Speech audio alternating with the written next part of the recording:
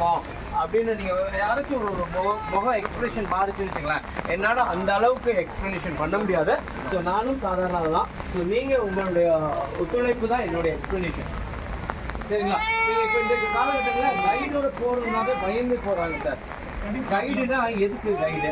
நம்ம படிச்சிருந்தோம் இல்லையா, இது கைடு, இது தெரிஞ்சு நம்ம எல்லாம் செய்ய போகிறோம், பரிச்சு எழுத போகிறோம் அப்படிலாம் தீர்மானித்து தான் வருவாங்க. பட் என்னன்னா இந்த கேலரிக்குள்ளே நீங்கள் 15 நிமிஷம் சுற்றி பார்த்தீங்க இல்லையா, அப்போ அந்த சுற்றி பார்த்த நிமிஷத்தில் அட்லீஸ்ட் இங்கே வந்து பார்த்தீங்கன்னா ஒரு 2 தலைமுறை இல்லை 3 தலைமுறை நிற்கும். இந்த 2 தலைமுறை வரைக்கும் நம்ம பெற்றோர்கள் கைட் பண்ணாங்க. இன்னைக்கு நம்ம குழந்தைகள் இருக்காங்க இல்லையா, உங்கள் பேர குழந்தைகளோட வந்திருந்தீங்கன்னா அவங்க உங்களுக்கு கைட் பண்ணுறாங்க. என்ன வித்தியாசம்? அப்போ இந்த 3 பேருமே இந்த 3 சமுதாயம் தலைமுறையும் இருக்கும். இந்த இதுக்குள்ள என்டர் பண்ணதுமே நிச்சயமா அந்த குழந்தைகள் கேட்பாங்க, இது வரலாறு கேட்டு என்ன செய்ய போறோம் போது நிச்சயமா 2 நிமிஷம்னாலும் நம்ம சிந்திக்க ஆரம்பிச்சோம். நீ இவ்வளவு குழந்தைப்படுத்தி இந்த சுதந்திரத்தை வாங்கி தந்து இந்த உல்லாசமா நம்ம இப்படி சுத்திட்டு இருக்கோம், இது இவங்களெல்லாம் நம்ம ஏன் படிச்சுக்கல, இவங்களை பத்தி ஏன் தெரிஞ்சுக்கல? அப்ப அந்த குழந்தை கேட்பாங்க இல்லையா, இவங்க மூலமா நம்மளை அறிமுகப்படுத்துறதுக்கான வாய்ப்பு தான் இது. அப்புறம் அந்த அடுத்த காலையில புகைப்படம் பார்ப்பீங்க. புகைப்படம் பார்த்தற்பாடு நம்ம ஊருக்காரங்க யாருமே இல்லைன்னு சொல்லும்போது நம்ம ஊரை மறந்துட்டு பேசுறதுனால நம்ம ஊருக்காக யாருன்னு கேட்கணும் பேசுறது தவிர நினைச்சுக்காதீங்க. பாரதம் முழுக்கமே நம்ம ஊர் தான். நீங்க எங்க போய் நின்னாலும் அது நம்ம ஊர் தான்.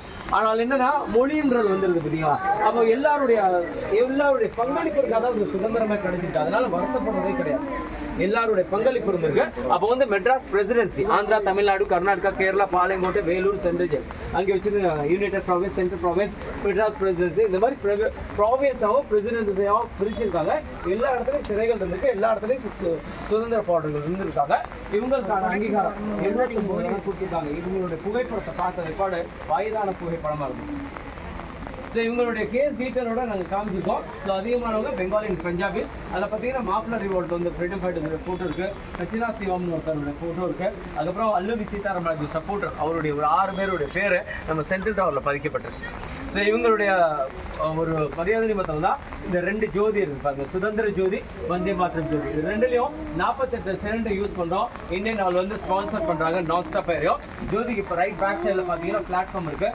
மார்டியஸ் காலம் நம்மளுக்காக தியாகம் பண்ணால் திருத்தியாளுக்கும் கட்டப்பட்ட ஒரு நினைவு தூண், sign of sacrifice, sign of faithfulness தான் இந்த மரம். ஆக்சுவலாக ஜெயில் கட்டப்பட்டதெல்லாம் பார்த்தீங்கன்னா ஒரு அடர்ந்த காடு, கடல் மட்டத்திலிருந்து 60 உயரம். ஃபாரஸ்ட்டை கிளீன் பண்ணும்போது எல்லா மரங்கள் வெட்டப்பட்டது, அது நிழலுக்காக ஒதுக்கப்பட்ட மரமாக இருந்திருக்கலாம்.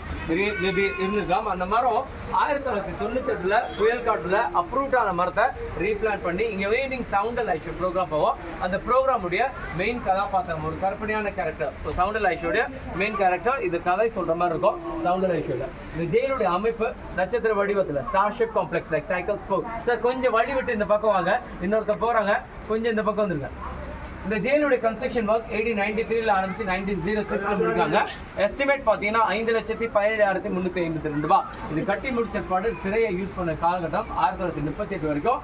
38க்கு அப்புறம் பிரிட்டிஷுடைய பீரியட், அப்புறம் ஜாப்பனீஸ் பீரியட். அவங்கள பற்றி உங்களுக்கு விவரமாக நான் அடுத்து சொல்கிறேன். ஸோ அடுத்த குரூப் வருது இல்லைங்களா, நம்மளுக்கு வந்து அந்த அங்கே கன்ஜஸ்டட் ஆகும். கொஞ்சம் ஃப்ரீ ஜோனில் போயிட்டு கன்ஸ்ட்ரக்ஷன் எப்படி ஸ்டார்ட் பண்ணாங்க, இந்த 7 பிளாக்ல எத்தனை பிளாக் இருக்குது, எதுக்கு எடுக்கப்பட்டது, இதுக்கான ரீசன் சொல்கிறேன்.